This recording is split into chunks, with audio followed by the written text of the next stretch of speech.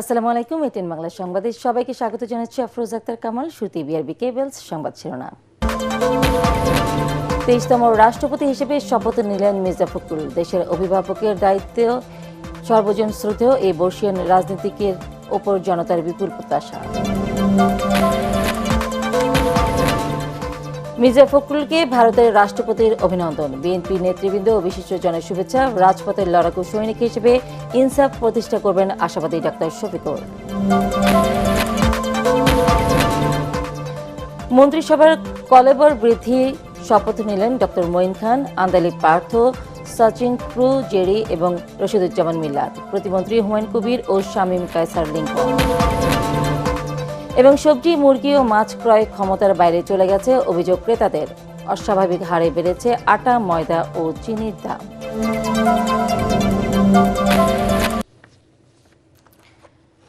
শুনছিলেন BRB cables সংবাদ শিরোনাম। এবার বিস্তারিত। শপথ নেওয়ার মাধ্যমে দেশের 23তম রাষ্ট্রপতি হিসেবে যাত্রা শুরু করলেন মির্জা ফখরুল ইসলাম আলমগীর। বঙ্গভবনের ঐতিহাসিক দরবার হলে নতুন রাষ্ট্রপতিকে শপথ পড়ান ভারপ্রাপ্ত স্পিকার ব্যারিস্টার কায়সার কামাল।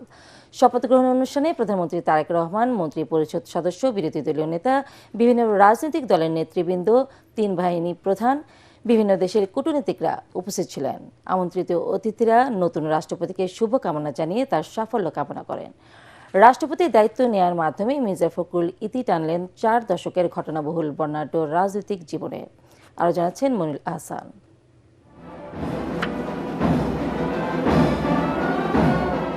আলো ঝলমল, উৎসব মুখর বঙ্গভবন। হাজার খানেকেরও বেশি অতিথিদের উপস্থিতিতে দেশের 23তম রাষ্ট্রপতি হিসেবে শপথ নিলেন মির্জা ফখরুল ইসলাম আলমগীর।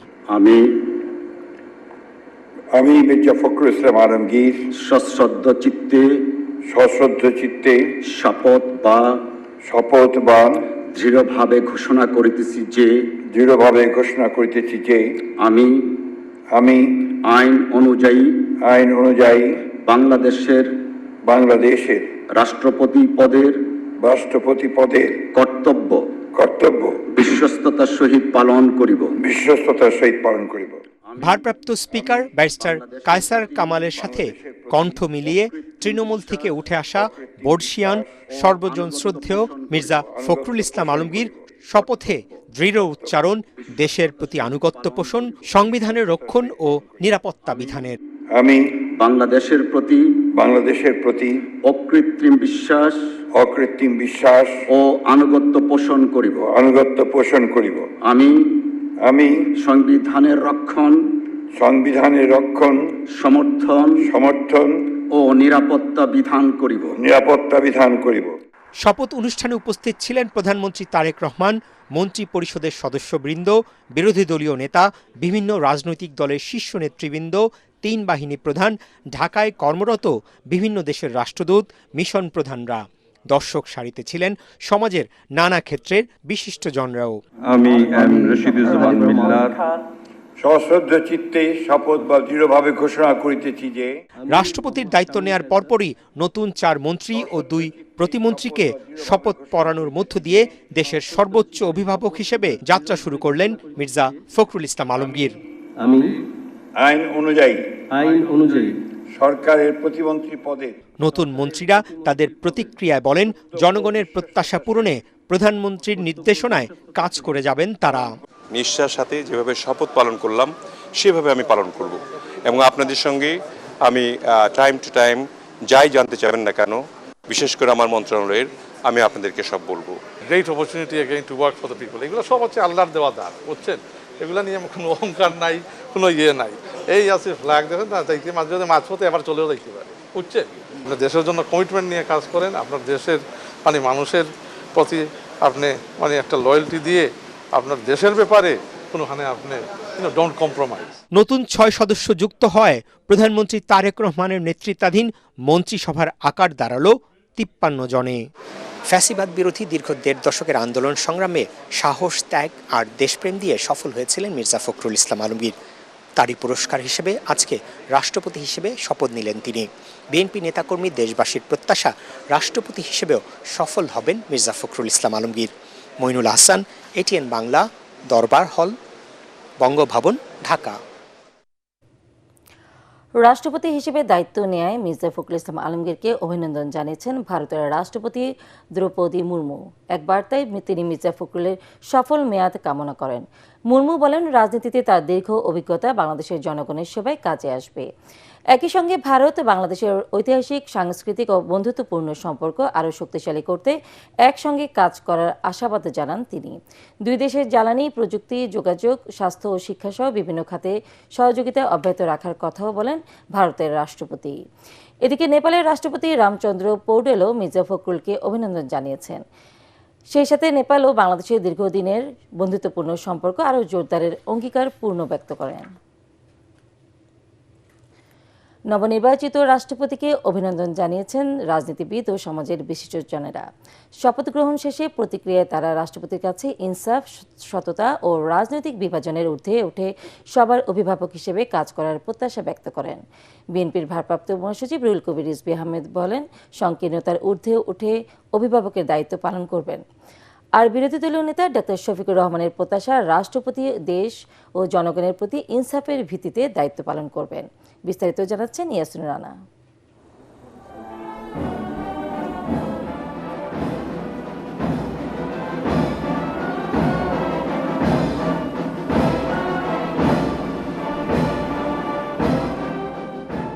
দেশের 23তম রাষ্ট্রপতি হিসেবে শপথ গ্রহণ করেছেন মির্জা ফখরুল ইসলাম আলমগীর। আমি মির্জা ফখরুল ইসলাম আলমগীর সশ্রদ্ধ চিত্তে শপথ বা সজ্জন রাজনীতিক হিসেবে শুধু সরকারি দল নয়, বিরোধী দল ও নাগরিক সমাজেও সুনাম রয়েছে তার। রাজনীতিবিদরা বলেন, মির্জা ফখরুল ইসলাম আলমগীরের মতো রাষ্ট্রপতি পেয়ে খুশি সকলে। দেশের সুনাম বৃদ্ধি ও রাজনৈতিক বিভাজন দূর করার পাশাপাশি দল মতের ঊর্ধ্বে উঠে জাতিকে ঐক্যবদ্ধ করবেন রাষ্ট্রপতি, এমনটাই প্রত্যাশা সকলের। তিনি দলনিরপেক্ষভাবে সকল ধরনের পলিটিক্যাল ডিভাইড এবং অভ্যন্তরীণ সামাজিক যে ফ্র্যাকচার বা অন্যান্য যা কিছু আছে সমস্ত কিছুর ঊর্ধ্বে উঠে তিনি কাজ করবেন। আমরা আশা করব দেশ এবং জাতির প্রতি তার কাছ থেকে অন্তত কোনো ইনসাফের ব্যতিক্রম কিছু হবে না। তিনি ইনসাফের ভিত্তিতেই সবার সাথে আচরণ করবেন। এছাড়াও সমাজের বিশিষ্টজনেরাও অভিনন্দন জানান নবনির্বাচিত রাষ্ট্রপতিকে। আমরা খুবই উৎফুল্ল, খুবই খুশি যে ওনার মতো একজন পোর খাওয়া রাজনীতিবিদ আজকে রাষ্ট্রপতির আসনে বসেছেন। উনি একদিকে একজন শিক্ষক, উনি একজন স্থানীয় সরকারের নেতা, তৃণমূল পর্যায়ের সম্বন্ধে উনি জানেন। উনি একটি দুর্যোগপূর্ণ সময়ে একটি বৃহৎ রাজনৈতিক দলের নেতৃত্ব দিয়েছেন।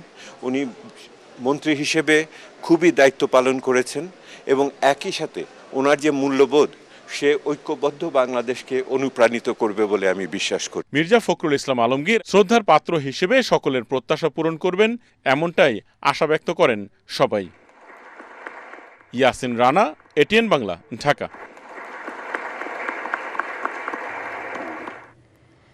এদিকে রাষ্ট্রপতি হিসেবে শপথ নেওয়ার আগে বিএনপির প্রতিষ্ঠাতা শহীদ রাষ্ট্রপতি জিয়াউর রহমান এবং সাবেক প্রধানমন্ত্রী খালেদা জিয়ার মাজারে শ্রদ্ধা নিবেদন করেন নবনির্বাচিত রাষ্ট্রপতি মির্জা ফখরুল ইসলাম আলমগীর। জুমার নামাজের পর রাজধানীর শেরেবাংলা নগরে জিয়া উদ্যানে তাদের কবরে পুষ্পস্তবক অর্পণ শেষে মোনাজাত করেন তিনি।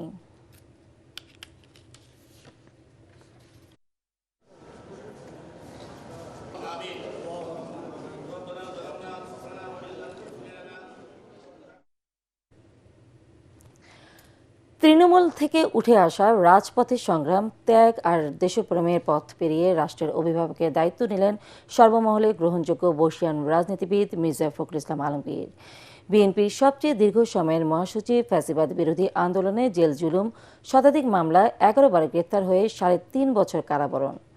সাহসী, অনমনীয় ভূমিকায় এই নেতা হয়ে ওঠেন জিয়া পরিবার থেকে তৃণমূলের কাছে ভরসার নাম। রাষ্ট্রপতি হিসেবেও তিনি মেধা, যোগ্যতা আর প্রজ্ঞা দিয়ে দেশকে সঠিক নেতৃত্ব দেবেন, এমন প্রত্যাশা দেশবাসীর। আরো জানাচ্ছেন মনিরুল হাসান। রাষ্ট্রপতি পদে যথাযথভাবে নির্বাচিত হয়েছেন। বিপুল ভোটে দেশের 23তম রাষ্ট্রপতি নির্বাচিত হয়ে বর্ণিল সংগ্রামী রাজনৈতিক জীবনের ইতি টেনে এখন বঙ্গভবনে বর্ষীয়ান রাজনীতিবিদ মির্জা ফখরুল ইসলাম আলমগীর। ত্যাগী, পরীক্ষিত, রাজনীতিতে সজ্জন আর সর্বমহলে গ্রহণযোগ্য মির্জা ফখরুল রাষ্ট্রপতি হওয়ায় আনন্দে ভাসছে বিএনপি নেতাকর্মীরা। 1948 সালে এক সম্ভ্রান্ত মুসলিম পরিবারে জন্ম মির্জা ফখরুল ইসলাম আলমগীরের। ঢাকা কলেজ থেকে উচ্চ মাধ্যমিক পাশ করে ভর্তি হন ঢাকা বিশ্ববিদ্যালয়ে। একসময় জড়িয়ে পড়েন ছাত্র রাজনীতিতে। 1969-এর গণঅভ্যুত্থানের সময় ছিলেন ঢাকা বিশ্ববিদ্যালয় ছাত্র ইউনিয়নের সভাপতি। 1988 সালে ঠাকুরগাঁও পৌরসভার চেয়ারম্যান নির্বাচিত হওয়ার মধ্য দিয়ে জাতীয় রাজনীতিতে আনুষ্ঠানিক হাতেখড়ি তার। যদিও বীর মুক্তিযোদ্ধা মির্জা ফখরুল ইসলাম আলমগীর স্বাধীনতা উত্তর বিসিএস পরীক্ষায় উত্তীর্ণ হয়ে ঢাকা কলেজে শিক্ষকতা শুরু করেন। স্বৈরাচার এরশাদ বিরোধী আন্দোলনের পর বিএনপিতে যোগ দিয়ে 1992 সালে ঠাকুরগাঁও জেলা বিএনপির সভাপতি হন তিনি। এইভাবে গণতন্ত্রকে ধ্বংস করা। 2001 সালে অষ্টম জাতীয় সংসদ নির্বাচনে ঠাকুরগাঁও 1 আসন থেকে প্রথমবারের মতো সংসদ সদস্য নির্বাচিত হন মির্জা ফখরুল। পরে প্রতিমন্ত্রীর দায়িত্ব দেয়া হয় তাকে। 2009 সালে দলের পঞ্চম জাতীয় কাউন্সিলে বিএনপির সিনিয়র যুগ্ম মহাসচিব। পরে 2011 সালে তৎকালীন মহাসচিব খন্দকার দেলোয়ার হোসেন মারা যাওয়ার পর ভারপ্রাপ্ত মহাসচিবের দায়িত্ব দেয়া হয় তাকে। দলের ষষ্ঠ কাউন্সিলে মির্জা ফখরুলকে পূর্ণাঙ্গ মহাসচিব করা হয়। মূলত ভারপ্রাপ্ত মহাসচিবের দায়িত্ব নেয়ার পর থেকেই আন্দোলন সংগ্রামে বিএনপি নেতাকর্মীদের উপর রাষ্ট্রীয় নিপীড়ন, নির্যাতন, গুম খুনের বিরুদ্ধে কঠোর প্রতিবাদী ভূমিকায় দেখা যায় তাকে। এর মতো জঘন্য অন্যায় এবং জনগণের উপরে এই যে অত্যাচার নির্যাতন এটা শেষ হতে পারে। একটা পলিটিক্যাল পার্টি অফিসে তারা এইভাবে রেড করেছে। শেখ হাসিনা সরকারের একতরফা নির্বাচন, দুঃশাসনের বিরুদ্ধে সভা সমাবেশ আর হরতাল অবরোধে অনমনীয় সাহসী ভূমিকা পালন করে বেগম খালেদা জিয়া ও তারেক রহমানের পাশাপাশি নেতাকর্মীদের কাছে আস্থার প্রতীক হয়ে ওঠেন মির্জা ফখরুল। সরকার আজকে পরাজিত হয়েছে, সেই কারণেই তারা এই শান্তিপূর্ণ সমাবেশকে প্রত্যাখ্যান করেছে। 1.5 দশকের ফ্যাসিবাদ বিরোধী আন্দোলনে শতাধিক মামলার আসামি হয়ে 11 বার কারাবরণ করতে হয়েছে তাকে। 2018 সালে মিথ্যা অভিযোগে বেগম খালেদা জিয়া কারাবন্দী হলে তারেক রহমানের অনুপস্থিতিতে বিএনপির প্রধান সেনাপতির ভূমিকায় অবতীর্ণ হন মির্জা ফখরুল। এ সময় রাজনৈতিক জীবনের সবচেয়ে ভয়াবহ পরিস্থিতির মুখে পড়তে হয় তাকে। নেতাকর্মীদের উপর নিপীড়ন, নির্যাতন, গুমের বিরুদ্ধে প্রতিবাদের পাশাপাশি রাজপথে থেকে অনুসারীদের সাহস জুগিয়ে গেছেন তিনি। 2024-এর জুলাই গণঅভ্যুত্থানেও তারেক রহমানের নির্দেশে ছাত্র জনতার আন্দোলন সফল করতে মির্জা ফখরুলের ছিল গুরুত্বপূর্ণ ভূমিকা। দেশপ্রেম, দলের প্রতি আনুগত্য, আন্দোলন সংগ্রামে ত্যাগ, সাহসী ভূমিকা তাকে নিয়ে গেছে সাফল্যের সর্বোচ্চ চূড়ায়। মির্জা ফখরুল ইসলাম আলমগীর দলমতের ঊর্ধ্বে সবার অভিভাবক হয়ে উঠবেন, এমন প্রত্যাশা বাংলাদেশের। মইনুল আহসান, এটিএন বাংলা, ঢাকা। দুর্নীতিবাজ ও স্বার্থান্বেষী মহলকে ক্ষমতার মসনদ থেকে সরানো না হলে দেশে পরিবর্তন আসবে না বলে মন্তব্য করেছেন ইসলামী আন্দোলনের আমির ও চরমনাই পীর মুফতি সৈয়দ মোহাম্মদ রেজাউল করিম। রাজধানীর চীন মৈত্রী সম্মেলন কেন্দ্রে দলটির ঢাকা মহানগর উত্তরের নগর সম্মেলনে এ কথা বলেন তিনি। জানান, স্বাধীনতার পর সাম্য ও ন্যায় বিচার প্রতিষ্ঠায় কোনো সরকারি কাজ করেনি। এ সময় দুর্নীতি ও চাঁদাবাজদের রুখে দিতে নেতাকর্মীদের রাজপথে সংগ্রাম চালিয়ে যাওয়ার আহ্বান জানান তিনি। সম্মেলনে অবিলম্বে জুলাই সনদ বাস্তবায়নের দাবি জানান বক্তারা। যতক্ষণ পর্যন্ত দুর্নীতিবাজ এবং যারা নাকি স্বার্থান্বেষী মহল এদেরকে ক্ষমতার মসনদ থেকে সরানো না যাবে ততক্ষণ পর্যন্ত বক্তব্য রাখবো, জীবন দেব, রক্ত দেব, দেশের পরিবর্তন আসবে না। বিএনপির দেশ পরিচালনা দেখেছি, আওয়ামী লীগের দেশ পরিচালনা দেখেছি, জাতীয় পার্টির দেখেছি, আর বারবার তাদেরকে নতুন শাড়ি পরিয়ে আবার নতুন বউ সাজিয়ে তাদের মাধ্যমে দেশ সুন্দর পাব, সুন্দর করব, এই চিন্তাটা সম্পূর্ণ অমূলক এবং অযৌক্তিক। মাসের ব্যবধানে অস্বাভাবিক হারে বেড়েছে নিত্য প্রয়োজনীয় পণ্য আটা, ময়দা, চিনি এবং পোলাও চালের দাম। এছাড়া অধিকাংশ পণ্যের দামে আগের মতোই আছে। সবজি, ব্রয়লার মুরগি এবং মাছের দাম ক্রয় ক্ষমতার বাহিরে বলছেন ক্রেতারা। মনির হোসেন তপু রিপোর্ট। 20 টাকা হুইল কিনছি, এই মাসের প্রথমে ডজন কিনছি 370 টাকা, আজকে আনলাম 400 টাকা। আমার বেতন 1 টাকা বাড়ছে। পোলার চুল কিনছি 160 টাকা, এখন 230 টাকা। আর ওনা টিভিতে বসে কি করতেছে, টিভিতে বসে বলতেছে কোনো জিনিসের দাম বাড়ে নাই, আমরা কোনো মতো দালালি নেই। বাজার করতে এসে এই ক্রেতার মতোই দিশেহারা অনেকেই। পণ্যের দাম এতটাই চড়া যে আয়ের সাথে কুলানো যাচ্ছে না। আমরা দুইজনে চাকরি করি, যে কারণে টাইনে করে একটু চলা যায় আর কি, এছাড়া না। রাজধানীর বিভিন্ন বাজার ঘুরে দেখা যায় সরকার নির্ধারিত মূল্যের চেয়ে বেশি দামে বিক্রি হচ্ছে চিনি। এই পণ্যের 50 কেজির বস্তায় 300 থেকে 400 টাকার মতো বেড়েছে বলে দাবি খুচরা বিক্রেতাদের। এক শ্রেণীর কিছু অসাধু ব্যবসায়ী আছে, তারা কি করে, তারা মার্কেটে একটা ক্রাইসিস সৃষ্টি করে, হঠাৎ করে চিনির অবস্থাটা এরকম হয়ে গেছে। এদিকে 1 মাসের ব্যবধানে প্যাকেটজাত আটা ও ময়দার দামও কেজিতে বেড়েছে 10 টাকা। এর ময়দা তো নাই, প্যাকেট এসিআই ময়দা যেটা বাজার লোকাল ময়দা এটাই 146 টাকা কিনা, আমাদের 150 টাকা বিক্রি। আর তেল এটি আগে রেডি আছে, তেল কোনো বাড়ে না, তেলের গত সপ্তাহে যে রেট ওখানে এই রেট। এদিকে অস্বাভাবিক হারে বেড়েছে পোলাওয়ের চালের দাম। 1.5 মাস আগেও প্যাকেটজাত এই চাল বিক্রি হতো 150 টাকা, যা এখন বিক্রি হচ্ছে 230 টাকায়। যেটা আমরা বিক্রি করতাম 130 থেকে 40 টাকা, সে পোলার চাল এখন 210 টাকা। তো পোলার চালটা বাজারটা বেশি, এটা যদি সরকার যদি দেখে ক্ষতি দেয় কেন বাড়লো, এত টাকা দাম বাড়ছে, এক বস্তা চাইলে 2500-3000 টাকা বাড়ছে। সবজি, মাছ, মাংস ও ডিমের দাম এখনও উচ্চ মূল্যেই আটকে আছে। ব্রয়লার বিক্রি হচ্ছে 190 টাকা কেজি, ডিমের ডজন 140 টাকা। মনির হোসেন তপু, এটিএন বাংলা, ঢাকা। বাংলাদেশ থেকে 1000 ট্যাক্সি চালক নিতে চায় সংযুক্ত আরব আমিরাতের প্রতিষ্ঠান দুবাই ট্যাক্সি। চলতি বছরে মোট 6000 কর্মী নিতে চায় তারা। বাংলাদেশ থেকে কর্মী প্রেরণের দায়িত্বে থাকা আল আনাস ওভারসিজের ব্যবস্থাপনা পরিচালক জানান, বিদেশে দক্ষ কর্মী পাঠানোর লক্ষ্যে কাজ করছে প্রতিষ্ঠানটি। আর প্রবাসী কল্যাণ প্রতিমন্ত্রী জানান, প্রধানমন্ত্রীর মধ্যপ্রাচ্য সফরে এই সংকট কেটে যাবে। তরিক ইসলামের রিপোর্ট। তারেক রহমানের নেতৃত্বে সরকার গঠনের পর গত মে মাসে বাংলাদেশ থেকে 6000 ড্রাইভার নেয়ার কথা জানায় সংযুক্ত আরব আমিরাতের দুবাই ট্যাক্সি কোম্পানি। তারই ধারাবাহিকতায় এবার 1000 ড্রাইভার নিতে চায় দুবাই ট্যাক্সি। দুবাই ট্যাক্সির চাহিদা মতো এরই মধ্যে প্রায় 2000 দক্ষ ড্রাইভার পাঠানোর কথা জানায় বাংলাদেশ থেকে কর্মী পাঠানোর দায়িত্বে থাকা রিক্রুটিং এজেন্সি আল আনাস ওভারসিজ। স্বল্প সময় ও কম খরচে ভিসা পাওয়ায় খুশি দুবাই ট্যাক্সিতে নিয়োগ পাওয়া কর্মীরা। দুবাইতে ড্রাইভিং ভিসা যাচ্ছি, দুবাই ট্যাক্সি কোম্পানিতে। আমার যেতে সময় লাগছে 2.5 মাসের মতো। আমার দুজন রিলেটিভ গেছে আগে থেকে, যে তারাই বলতেছে ওরা ওইখানে কর্মরত আছে। যারা সঠিক তাদেরকে দিয়েছে, আলহামদুলিল্লাহ আমরা ভিসা পেয়েছি, আমি অনেক খুশি। প্রতিষ্ঠানটির ব্যবস্থাপনা পরিচালক জানান, দুবাই ভিসা বন্ধ এমন অপপ্রচারে বাধাগ্রস্ত হচ্ছে দেশটিতে চাহিদা মতো কর্মী পাঠানো। 6000-এর ভেতরে আমরা মোটামুটি 2500-3000 চলে গেছে অলরেডি, এখনও যাচ্ছে। আর মহোদয়ের সহযোগিতা যদি থাকে তো সামনে এই যে ইন্টারভিউ একটা আছে 29-30 তারিখের ভিতরে এখানে 1000 কভার করে দেব, এবং এই সালের ভিতরে আমরা 6000 কর্মী পাঠাইতে সক্ষম থাকব। প্রবাসী কল্যাণ প্রতিমন্ত্রী জানান, দেশটিতে বর্তমান ভ্রমণ ও বাণিজ্যিক ভিসা বন্ধ থাকলেও দুবাই ট্যাক্সি কোম্পানিতে ভিসা পেতে কোনো বাধা নেই। ওইখানে আমাদের অনেক বাংলাদেশি কাজ করে, এই কোম্পানির প্রায় 70%ই ওয়ার্কার বাংলাদেশি। সেখানে গিয়ে কেউ প্রতারিত হবে না, কাজবিহীন থাকবে না, এটা মোটামুটি বলা যায়। দুবাইয়ে অনেকে মনে করে যে ভিসা বন্ধ আছে, কিন্তু বন্ধ না, একেবারে বন্ধ না, কিছু চালু আছে। সেক্ষেত্রে ট্রান্সগার্ড, দুবাই ট্যাক্সি এরা নিচ্ছে। বর্তমানে দুবাই ট্যাক্সিতে কর্মরত আছে প্রায় 8000 বাংলাদেশি। আগামী 29 ও 30 আগস্ট ঢাকার বাংলাদেশ কোরিয়া কারিগরি প্রশিক্ষণ কেন্দ্রে কোম্পানির প্রতিনিধির মাধ্যমে সরাসরি সাক্ষাৎকার ও বাছাই প্রক্রিয়া অনুষ্ঠিত হবে। তরিক ইসলাম, এটিএন বাংলা, ঢাকা। এবার আন্তর্জাতিক সংবাদ।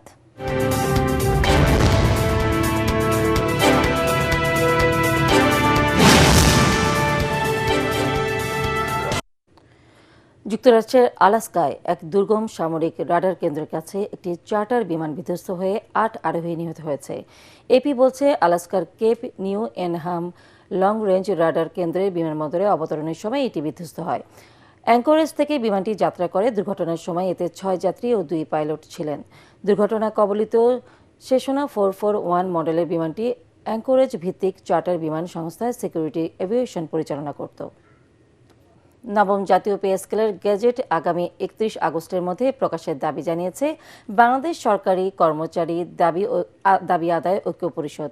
নির্ধারিত সময়ের মধ্যে গেজেট প্রকাশ না হলে 1 সেপ্টেম্বর থেকে ধারাবাহিক কর্মসূচি পালনের ঘোষণা দিয়েছে সংগঠনটির সভাপতি এ হান্নান। জাতীয় প্রেস ক্লাবে এক সংবাদ সম্মেলনে সংগঠনের নেতারা এসব কর্মসূচি ঘোষণা করেন। প্রধানমন্ত্রী বরাবর স্মারকলিপি দেওয়া ছাড়াও 2রা অক্টোবর দেশের সরকারি কর্মচারীদের ঢাকার কেন্দ্রীয় শহীদ মিনারে সমবেত হওয়ার আহ্বান জানিয়েছে সংগঠনটি। কর্মচারীদের জন্য এই বৈষম্যমূলক পে কমিশন আমরা চেয়েছি, কিন্তু আজও বৈষম্যমূলক কিছু আমরা দেখিনি। আমরা চাই মাননীয় প্রধানমন্ত্রী আমাদের 11 থেকে 20 গ্রেড কর্মচারীদের জন্য রেশনিক ব্যবস্থাটা চালু করবেন এবং আমাদের দাবিগুলো বিবেচনা করবেন। সচিবালয়ের ন্যায় সমস্ত অধিদপ্তরে কর্মচারীদের পদবি পরিবর্তন করবেন। এবার খেলার খবর।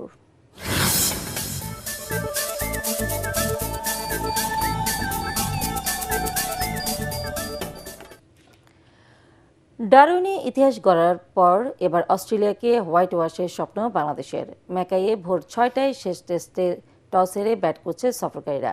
শুরুতেই 2 ওপেনার তানজিদ হাসান ও নাজমুল হোসেন ডাক মেরে ফিরেছেন প্যাভিলিয়নে। দলীয় 21 রানে 9 উইকেট হারিয়ে চাপে পড়ে বাংলাদেশ। প্রথম 5 ওভারে 4 উইকেট হারিয়ে 10 রান সংগ্রহ করে টাইগাররা। 4 উইকেটই নেন মিশেল স্টার্ক।